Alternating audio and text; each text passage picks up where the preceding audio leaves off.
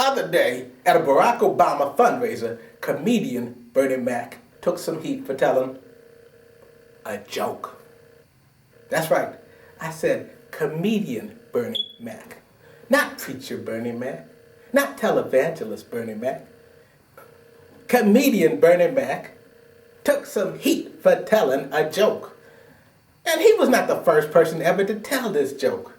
In fact, it was a joke I've been telling for 20 years. 20 years.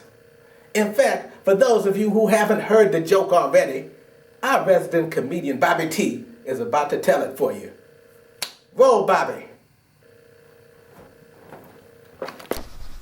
My nephew came to me the other day and said, "What's the difference between a hypothetical question and a realistic question?" So I thought for a moment. And I said, I'll tell you what. Go upstairs and ask your mama, would she sleep with the mailman for $500,000? A few minutes later, he comes back.